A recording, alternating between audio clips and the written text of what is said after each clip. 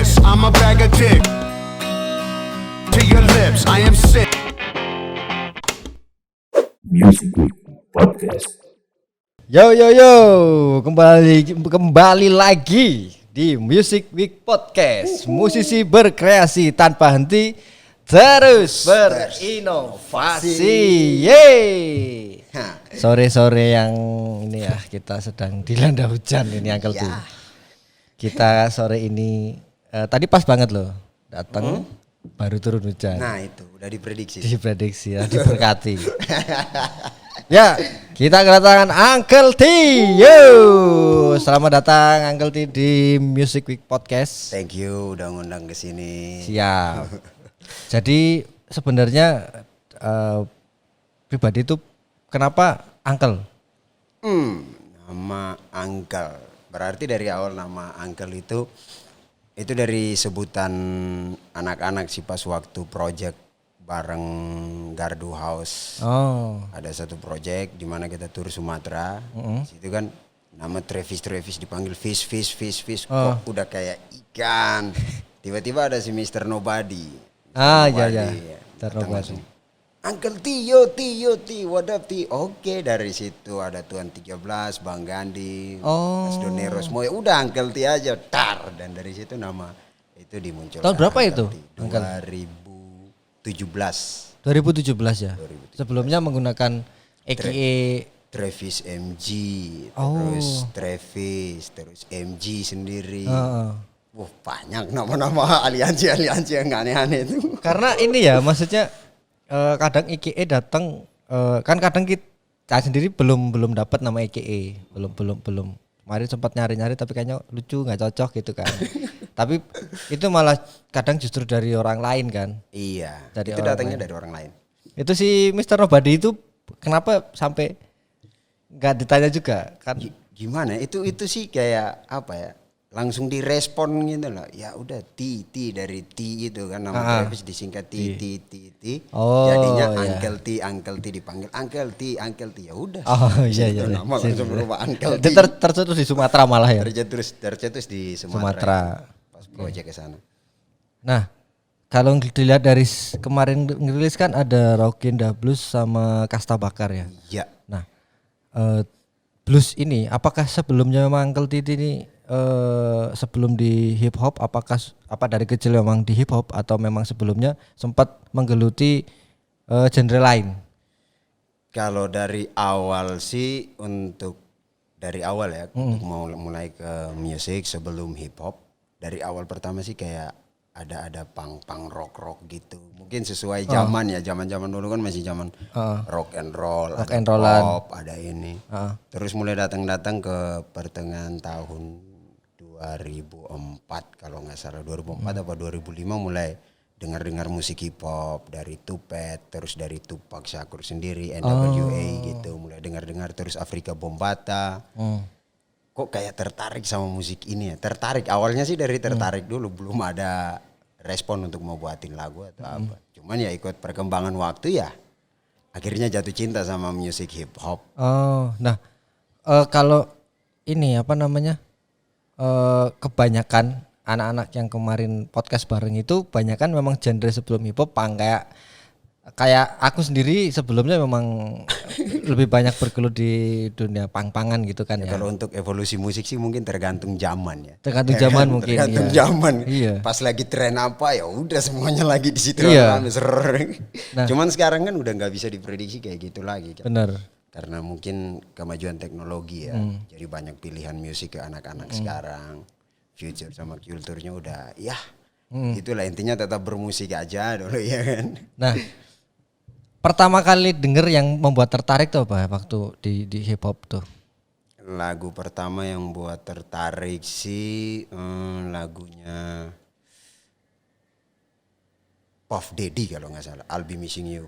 Oh iya. Puff Daddy itu. Itu yang dinyanyiin sama ini ya, Notorious B.I.G. Bukan ya? Itu kalau nggak salah ceritanya dibuat untuk Notorious B.I.G. Memang Puff Daddy-nya yang bawain langsung. Oh memang dibuat untuk itu ya. Untuk, oh iya benar. Saya sempat lihat dokumentasi itu, terus itu ada lagu itu. Iya. Itu dari situ mulai tertarik tuh. Habis itu ngulik. Ngulik. Apa yang terus begitu dikulik langsung? apa ya, yang pertamanya mulai dari tipikal flow rap, terus mulai belajar tentang kok akhiran ini sama A B gitu. Oh, rima ya. Iya. Rimanya. Ternyata di sekolah kan ada pelajaran bahasa Ya, Indonesia kan, bahasa Indonesia, mengajarin benar. iya kan. Kayak Puisi, pantun. pantun, puisi, sajak. Udah mulai tulis pelan-pelan. Jadi suka nulis dulu. Nulis di belakang tugas buku bahasa Indonesia itu pas di belakang mulai tulis. Pernah ada teman yang sempat ngebaca, lu tulis apaan sih kok kayak gini?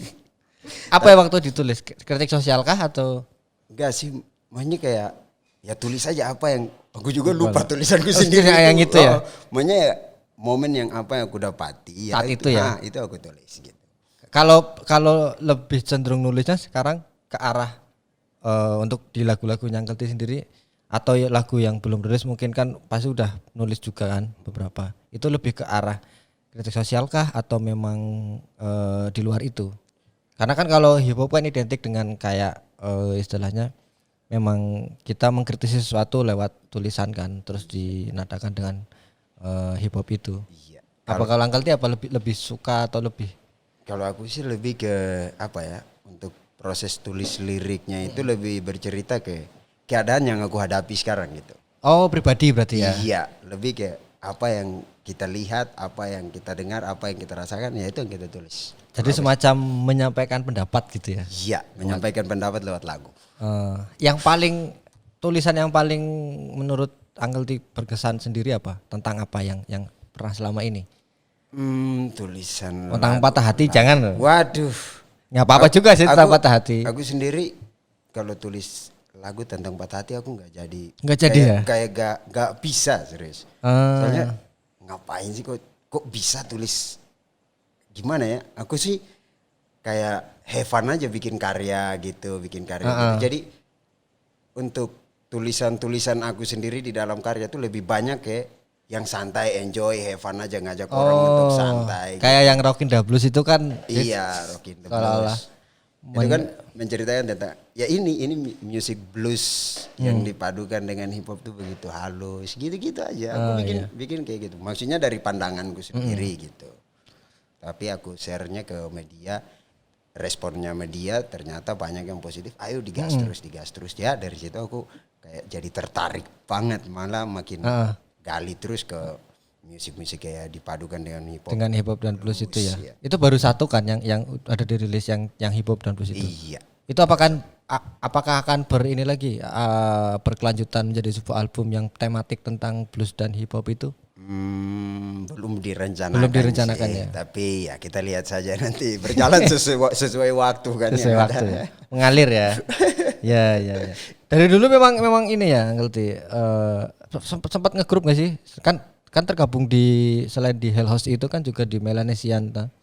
Itu sempat punya grup nggak atau memang solo terus dari dulu? Kalau aku sih dari dulu solo. Solo terus ya. Solo. Dan memang terus pengen solo gitu kan? Gimana ya, kalau ada yang mau bergabung, mau enjoy ini ya udah nggak apa-apa. Nggak kita apa-apa ya? project bareng-bareng gitu. Oh iya. Rencana udah berapa lagu yang dirilis Angkelti? Selain Rockin' the Blues sama Kasta Bakar. Kalau untuk Yang sendiri sih, kalau yang untuk sekarang ini mungkin baru sekitar 20-an, tapi banyak juga yang aku take down juga sih dari YouTube. Oh gitu. Oh, kalau kolaborasi juga banyak ya? Kolaborasi Pasti lumayan banyak. Pernah kolaborasi sama Analyze Bandung, terus sama si Explicit Verbal, masih sama ada beberapa lagi, cuman banyak juga yang aku lupa sih. Serius. Saking banyaknya ya. Enggak saking banyak, cuman lupa. Cuman enggak sampai pikiranku enggak sampai kayak segitu banyak ya. Ya. Untuk kayaknya apa ya? Kayak semacam goalsnya Angkelti itu sebenarnya kan kayaknya Angkelti juga jarang men-share tentang sebenarnya tuh pengennya aku nanti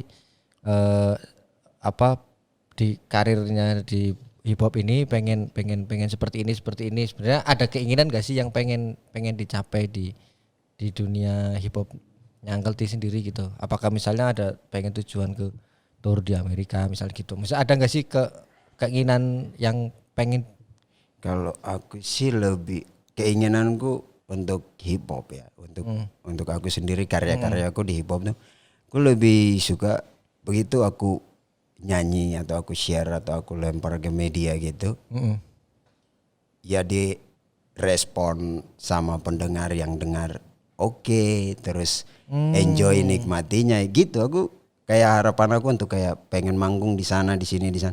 Ya itu mungkin banyak juga yang Ya. pengennya sampai ke sana sih, itu sih pengen juga. Cuman nggak terlalu untuk mengharapkan sesuatu yang belum belum belum tentu aku sendiri ya. Ya. Untuk aku sendiri belum tentu emang passion aku bisa sampai segitu sih. Aku sih dari awal nggak percaya diri dulu. Aku selalu berangkat dari nggak percaya diri dulu. Ternyata saking berjalannya waktu baru nanti kita lihat. Mungkin kalau sampai sih it's okay, kalau nggak sampai it's okay, tetap berkarya terus gitu. Berarti memang tujuannya untuk kayak ya lagu ini sampai ke istilah membuat enjoy yang mendengarkan lagunya Uncle T kan. Iya gitu. Nah, tapi kalau aku bilang Uncle T, maksudnya kalau orang sudah, kalau aku sendiri misalnya udah enjoy denger lagu, misalnya aku enjoy nih denger lagunya Uncle T. Biasanya itu pasti pengen lihat live-nya gitu loh. Biasanya kan kalau kita suka lagu terus kita pengen lihat secara live-nya, dan itu mungkin emosinya lebih dapat gitu. Ya kan? Iya, Jadi kan maksudnya kenapa mungkin banyak yang pengen manggung gitu, dapat panggung itu mungkin dia pengen menyalurkan juga ke, kan orang ketika ngeliat live di panggung itu kan energinya kan beda tuh. Iya betul. Nah itu makanya tapi setuju banget kalau ada musisi tipe yang memang dia bikin lagu ya nggak urusan, terserah kamu mau suka atau enggak, yang penting keluarin gitu kan. Iya. Benar, tapi dari Uncle T memang keren sih, maksudnya istilahnya ambisinya agak diredam juga. Iya benar. Nah kalau pernah nggak bikin lagu tentang kritik sosial gitu atau yang agak tajam gitu? Kritik sosial kemarin sih ada, terus ada featuring sama ada beberapa teman-teman ya, kita buat lagu tentang kayak ya keadaan sosial pada waktu tahun-tahun kemarin itu kayak gimana, ya udah kita ngangkat tentang keadaan yang lagi terjadi saat itu gitu. Untuk kritik sosialnya. Kalau ngeliat perkembangan di Jogja sendiri menurut Uncle T gimana nih untuk anak-anak hip hop, skena hip hop khususnya? Wah, perkembangan hip hop di Jogja kayak gimana? Berkembangnya pesat banget. Serius pesat. Beda banget sama dulu, bedanya jauh. Sekarang sih kayak gimana ya? Banyak orang lebih tertarik untuk menyampaikan aspirasinya lewat hip hop. Banyak anak-anak yang kayak genre musik ini enak nih, pas, ayo gas gitu. Jadi kayak asik gitu. Scene hip hop sih makin asik sekarang di Jogja ini. Terutama untuk di Indonesia sih makin sangat asik. Kalau referensi penulisan itu dari mana Uncle T? Biasanya baca buku kah atau ngeliat ngeliat siapa gitu? Aku referensi tulisan sih nggak ambil referensi idola penulis siapa, enggak sih, tapi dari beberapa buku kan aku kan sering baca juga tuh, baca yang tertarik kayak pas lagi baca bukunya Marsalis, salah satu legend jazz gitu, musisi jazz.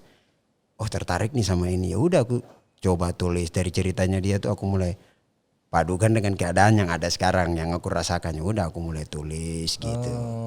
Jadi kayak gak berpatokan ke aku tulis lirik tuh kayak gini, kayak punya ini, kayak enggak.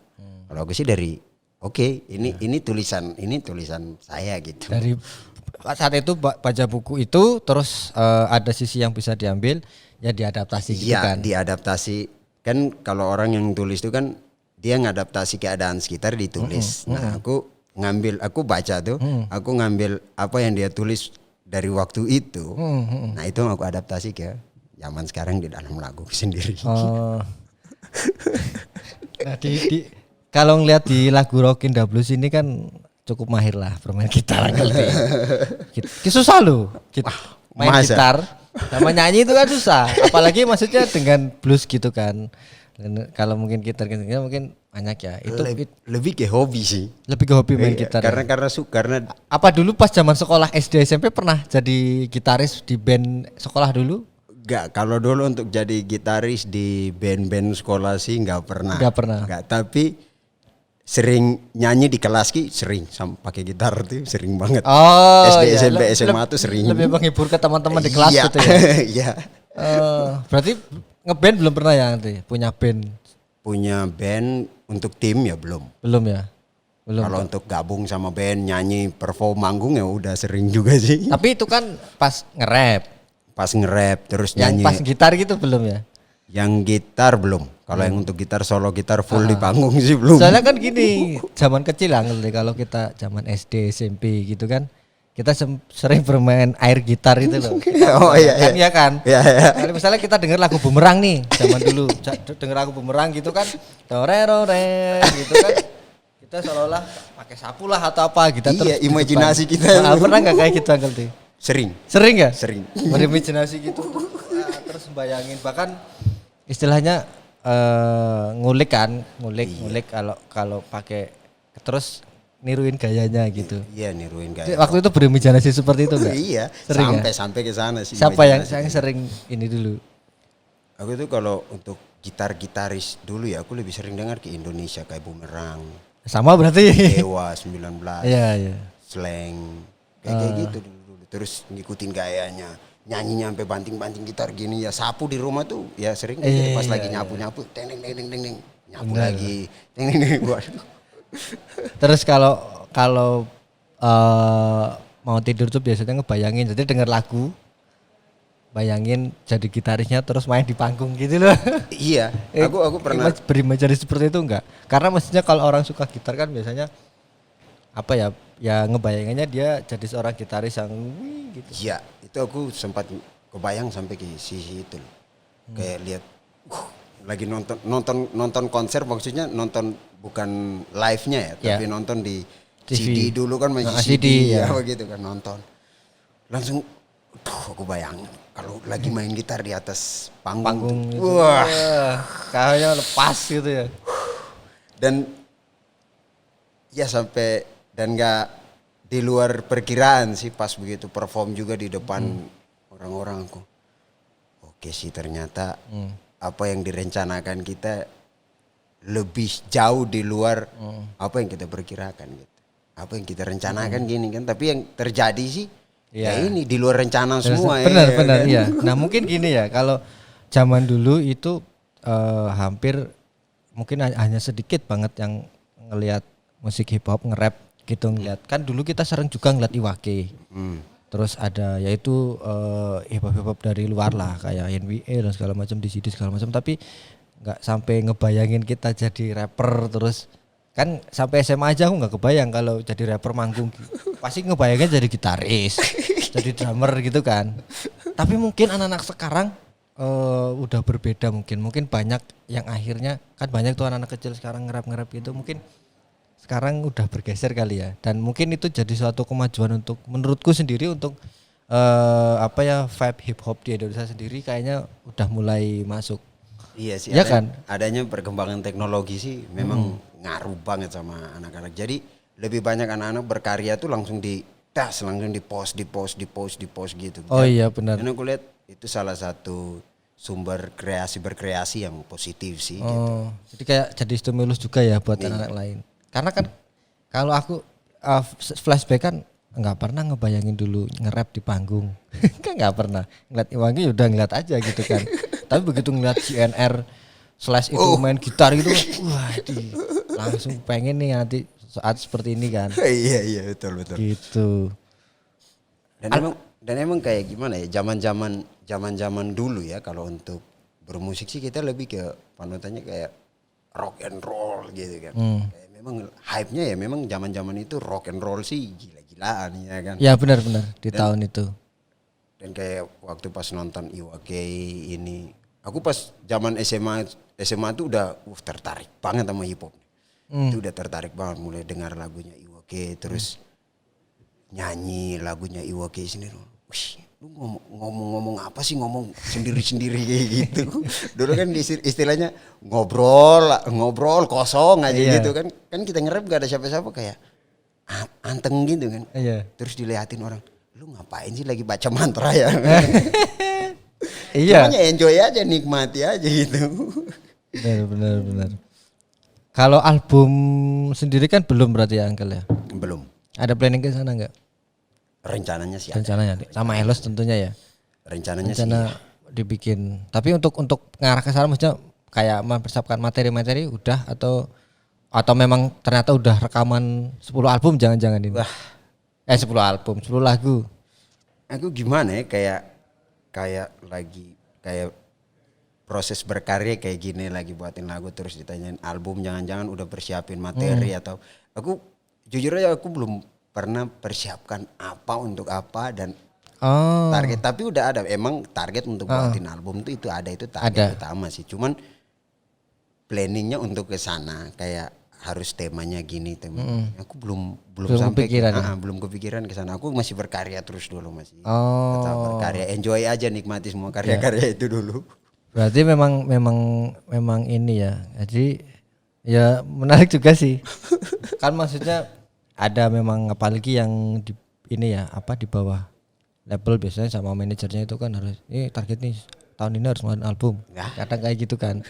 Itu mungkin bagi Uncle T ya udah kalau misal udah waktunya memang aku harus bikin lagu, ya bikin lagu mungkin gitu ya. Iya, kalau aku sih iya. gitu. Jadi sebisa mungkin enjoy gitu ya. Ya lebih enjoy saja sih, Lebih enjoy, lebih santai dalam berkarya. Jadi kayak mungkin itulah, mungkin menikmati hidup juga harus kayak gitu kali ya. Ya itu Soalnya caranya itu yang untuk bikin. hidup tuh dinikmati, nggak usah dipikirkan. Bener Dinikmati. Dinikmati. Ini kemarin juga kata-kata dinikmati baru dikasih tahu sama temanku yang ada temanku udah dia kontraktor gitu, terus dia bilang nikmati aja, maksudnya karena ngeliat aku waktu itu laptopan kerja gitu kan, nah dia juga kayak gitu, terus ngapain toh gini-gini kok kayaknya kok pusing banget gitu kan. Lebih banyak melamunnya. Pusing banget gitu kan. Nikmati aja, kalau udah masalah nikmati. Oh iya. Iya, emang segala sesuatu harus dinikmati. Kalau dipikirkan ribet, serius. Kalau dipikirkan sesuatu masalah ribet. Coba dinikmati, hadapi, santai, enjoy aja. Iya sih. Apalagi terus bisa dibentuk dalam tulisan kali ya. Iya. Nah, kalau di Hell House ini dari tahun berapa Uncle T? Aku mulai di Hell House awalnya dari tahun 2015. 15 ya. 14 15 itu udah sering ngikutin acara-acaranya Hell House sering. Tapi kalau untuk kenal sama anak-anak di Hell House dari 2011 udah mulai kenal. ngumpul. Nah, ngumpul nongkrong bareng gitu. Terus selain Hell House juga ada teman-teman Melanesian ya kayak itu kan. Melanesian. Itu juga kayaknya pas ngeliat kemarin di manggung itu banyak juga ya. Itu apa sih maksudnya secara spesifik itu apa maksudnya memang Melanesian itu sendiri. Memang harus dari kan banyak kan anak-anak dari daerah timur ya. Iya. Emang harus itu. Kalau Melanesian tuh itu kita bentuk dari 2014 dengan tujuan karya-karyanya anak-anak yang dari Indonesia Timur yang punya bakat di Indonesia Timur zaman-zaman SMP, SMA pengen nge-rap di Jakarta, di Jogja ada nih.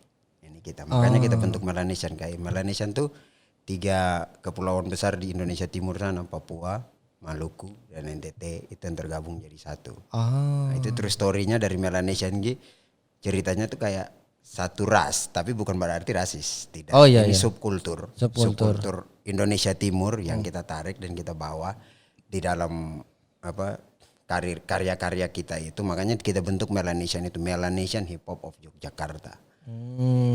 Bentuknya 2014. Awal-awalnya sih anggotanya hampir 200-an. Itu semuanya mahasiswa dari timur yang di Jogja. Dari timur yang di Jogja, dan tidak menutup kemungkinan untuk dari teman-teman dari daerah-daerah lain bergabung. Soalnya pas Melanesian dibentuk ada beberapa dari Sumatera, Kalimantan, Jogja sendiri tergabung. Gitu. Jadi itu kayak kita basicnya kayak kekeluargaan. Keluargaan. Kekeluargaan. Nah, tapi kalau Uncle T mengamati perkembangan musik sekarang itu banyak yang dari timur loh yang naik, Iya, ya kan? iya. Mungkin 2 tahunan ini kali ya. Nah, Perhatikan nggak? 2-3 Maksudnya tahunan ini naik. ada genre yang kayak apa namanya bahasa sana kan sekarang yang dari daerah timur itu Udah mulai menasional, lagunya hits kan, iya kan? mulai dominasi ya. Itu dominasi loh. Iya. Dulu kan nggak itu apa sih? Maksudnya sempat jadi pembahasan nggak di tempat teman-teman? Karena aku sendiri mengamati ini kan maksudnya zaman dulu kan susah maksudnya untuk istilahnya ini pasti ada triggernya gitu untuk kok tiba-tiba apa gara-gara susah yang itu salah satunya. Ya salah satunya yang mulai maju sih di situ, dan yang kedua sih lebih ke teknologi sih. Soalnya zaman-zaman dulu kan belum ada media-media broadcast yang sampai sebesar kayak sekarang ini. Kan sekarang kan media platform untuk mau di ini kan banyak. Yeah. Broadcastnya di media sosial kan banyak juga tuh. Nah anak-anak gunakan media-media itu. Nah ternyata orang-orang kita, orang Indonesia, Yeah. oh loh kok kayak ada sesuatu yang unik dari timur, ya kan. Nah makanya tertarik tuh, makanya banyak yang langsung lihatnya ke sana gitu. Jadi lebih andalkan teknologi sih. Nah tapi kan gini banyak daerah lain juga, tapi ya ada juga yang nasional gitu. Tapi yang dari timur ini menurutku kemarin lumayan kuat loh. Maksudnya aku curiga ini sebenarnya memang ada istilahnya. Selain itu juga apa mungkin memang apa ya di sana banyak banget yang orang yang berkreasi, kan banyak banget. Kalau lihat misalnya dari hip hop ya, ada yang kayak lagu cinta itu susah sayang Iya, atau begitu. Terus karena susah. dan rata-rata itu banyak yang pop dan rap itu loh. Akhirnya genre pop rap yang dari timur itu bahkan di warung-warung lah di warung-warung soto gitu, ya itu, wah berarti ibaratnya kayak lagu Didi Kempot di style di warung kan, Iya. di sini kan banyak itu kan, tapi kan wajar tapi begitu tiba-tiba itu era itu, wah keren ini berarti memang sudah. Kayak gimana ya? Soalnya kalau orang-orang dari Indonesia Timur ki yang membentuk karya-karya mereka itu karakter mereka sendiri. Jadi mereka nggak didesain oleh siapa, oleh apa, untuk apa gitu. Ya, Mereka gitu berkarya. Intinya, oh ini yang saya bisa, ini yang bisa saya lakukan. Saya berkarya. Ada medianya, saya share lewat medianya ini. Dan ya itu, ternyata banyak pendengar, penonton yang jadi tertarik kan sama karya-karya mereka, dan waktu itu 2-3 tahun ke belakang ini meledak semua di sana gitu. Ya berarti masing-masing talentnya itu memang dia menyuarakan soulnya mereka sendiri kan. Ya itu kayak ya itu ini kita gitu. Ini kita. Karya-karyaku ya ini aku gitu. Jadi bukan aku didesain dari sini sini untuk ini. Untuk ini kamu menyesuaikan pasar ini enggak? Enggak. Kalau di sana enggak. Kalau di sana oke, bikin lagu, buat gas, terserah mau bikin seperti apa, terserah. Oh iya. Itu keren sih. Tapi kan sadar juga toh mulai naik, mulai rame itu. Iya, pas begitu aku lihat, wah memang sih the best, dan aku bangga banget. Bangga kan? Bangga karena banget kan dulu kayak Glenn Fredly itu kan juga sempat memperjuangkan itu kan. Iya. Untuk karena banyak bakat dari sana yang ya tidak muncul ke nasional kan. Terus Glenn Fredly memperjuangkan itu. Karena apa ya? Kita tuh berkarya ya. Itu kayak sesuai naluri kita sendiri, pribadi kita sendiri sih. Jadi kayak pengen diatur, ayo nanti besok buatin lagu ini soalnya pasar lagi, nggak ada kayak gitu. Oh iya benar Nggak. sih. Ya lagi pengen bikin moodnya, lagi pengen bikin lagu apa, cinta ya cinta. Kayak istilahnya di sana ada lagu acara, lagu pesta gitu ya udah lagu pesta Pesta aja ya? Iya, santai aja, enjoy, dan semua nikmatin gitu. Jadi malah akhirnya mereka malah membentuk pasar. Iya. Tapi setuju banget sih ini dengan Uncle T. Aku juga karena kalau bikin lagu kadang suka terpengaruh dengan tren kan. Maksudnya wah ini pengen bikin lagu yang ini. Tapi kadang-kadang untuk misalnya kita lagi patah hati pengen bikin lagu patah hati kan kadang tensin. Gengsi kan. Masa jangan mending. Tapi memang benar itu. Memang harus pas lagi moodnya pengen bikin pesta gitu. Mungkin itu tidak semua musisi juga bisa melakukan itu sih menurutku. Karena bener banget Ki. Jadi menulis apa yang Karena biasanya lawan terbesarnya itu PD, Uncle T. Iya. Itu gimana tipsnya menurut Uncle T? Karena kan gini, misalnya aku bikin lagu Patah Hati kan, duh kayaknya kok cengeng banget gitu. Nanti takut gini. Ada juga sih orang yang nggak percaya, ya itu kayak nggak percaya diri kan pas pengen buatin, padahal dia pengen sekali buat lagu cinta, cuman atau patah hati gitu, cuman kok passionku nggak di sini, gitu. Itu karena apa ya? Nggak mencoba berani buat sesuatu yang baru sih. Nggak berani untuk dobrak sesuatu yang baru. Seharusnya ya coba aja, buat aja dulu, kayak anak-anak dari Indonesia Timur, saudara-saudara dari sana, mereka berkarya, ya it's okay lah, coba aja. Awalnya ya dari coba-coba itu, dan ternyata marketplace-nya, target market pasarnya itu sendiri ada dan terbentuk sampai sekarang. Kalau formulnya Uncle T sendiri gimana? Kalau bikin lagu, maksudnya di lagu Kasta Bakar sama Rockin' the Blues kan beda banget nih. Kasta Bakar yang dengan hype-nya kayak gitu ya. Kayak gitu, terus klipnya gitu, terus dengan enjoy-nya Rockin' Blues di alam gitu. Formulanya apa kalau Uncle T bikin lagu? Maksudnya dari mulai menulis sampai akhirnya rilis itu, apakah melalui proses revisi atau memang ya udah itu, atau memang ada kurasi dari sang produser atau teman gitu? Enggak. Kalau ya? itu sih enggak.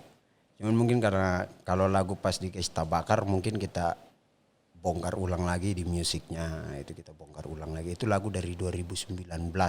Cuma 2019 apa 2018 gitu. Lagu udah lama banget. Cuman kok tertarik sama lagu ini, ya udah ternyata dibongkar musiknya, ya jadinya seperti kemarin. Kalau Rockin' the Blues ya kayak gitu ya, santai, enjoy, pengen bikin lagu enjoy ya enjoy. Itu prosesnya nulis lirik dulu atau langsung lagi main gitar? Itu proses emang udah lagu, tulis lirik, lagu, terus langsung live ini. Jadi one shoot one kill gitu di lokasi itu di gunung. Jadi memang prosesnya kayak orang gitaran gejrengan biasa ya? Iya, jadi lagi santai gitu ya? Yang lagi live itu ya emang hasil dari live itu. Jadi kita nggak typing, nggak ini. Dan emang live gitu ya, mixingnya langsung dari situ jadi. Oh iya benar. Tapi ada nggak, maksudnya semacam itu kan yang kalau Rockin' the Blues live-nya di situ juga, nggak di studio? Maksudnya rekaman langsung di situ juga? Jadi semacam rekaman outdoor gitu ya? Live season di outdoor gitu ya? Iya. Sebelumnya diperdengarkan dulu ke teman-teman atau teman-teman udah kayak gitu? Karena kan pengen cari lagu mana nih yang cocok untuk alam gini-gini. Dengar kayaknya lagu yang ini sih pas sih, coba.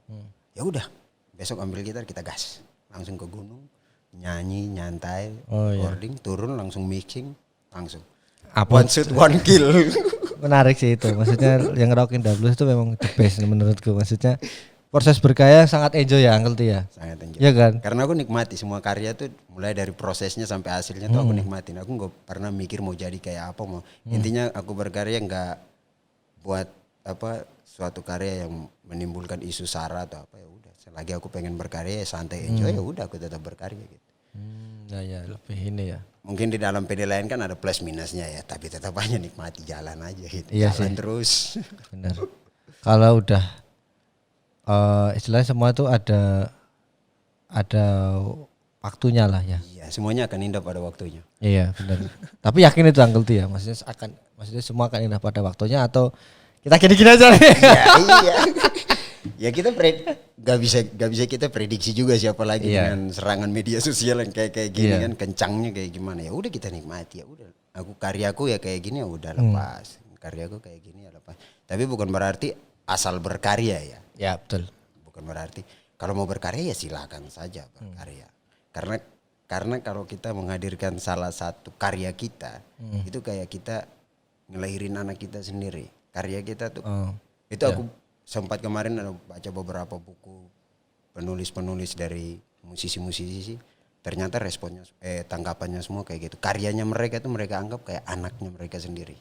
Jadi benar-benar dirawat, disayang ya. Mereka gimana nikmatin prosesnya, nikmatin proses pembuatannya sampai nikmatin hasilnya gitu. Ya, benar. Oh anak dari anaknya dia ini orang kenal sama dia. Gitu. Itulah. Karya dalam lagu, sesuatu lagu atau karya-karya seni yang lain kayak pelukis kayak apa ya semua ya pasti sama sih. Sama ya. Maksudnya karya yang dihasilkan ya. Karya yang dihasilkan dijaga dan dirawat sebaik mungkin. Iya sih. Benar. Nah, selama masa pandemi ini apa Angelti? Selain melahirkan karya tadi kan sempat 2 karya kali ya dari Angelti yang kemarin sempat rilis kan. Iya. Kegiatan ini apa Angelti yang kemarin sempat bikin donasi juga ya sama Kemarin teman-teman tuh dari Melanesian. Melanesian sempat buat donasi untuk bantuan ke keluarga saudara-saudara di Ndungga, Papua. Yang terkena sedikit bencana sosial kan. Jadi kita bantu ke sana. Terus dalam waktu dekat ini mungkin karena 1-2 hari ke belakang ini kan terjadi musibah di NTT kan, musibah besar-besaran banjir, bencana alam yang gak pernah kita duga terjadi. Mungkin dalam waktu dekat kita akan buat satu kegiatan amal karena mungkin kita base-nya di musik, mungkin kita bisa minta ke teman-teman para musisi untuk bergabung untuk kita buat satu kegiatan amal untuk bantu saudara-saudara kita, hibur saudara-saudara kita yang terkena musibah di NTT. Siap. Gitu. Tapi udah ada planningnya ya itu. Dalam waktu dekat ini ada. Dari Melanesian udah direspon ada. Tapi mungkin ini 1-2 hari kita kumpul untuk target kegiatannya mau dibuat seperti apa, di mana. Gitu. Siap. Ini udah waktunya? Udah. Oke.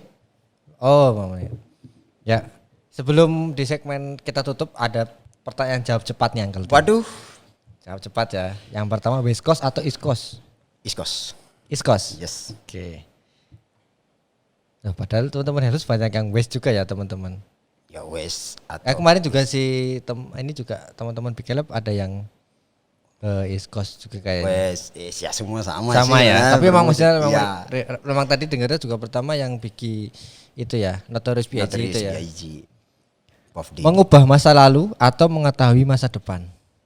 Mengetahui masa depan. Wih, enak kali ini. Udah nggak ngeliatin masa lalu lagi. Biarlah masa lalu. Ya, sampling beat atau original beat? Original. Lebih original.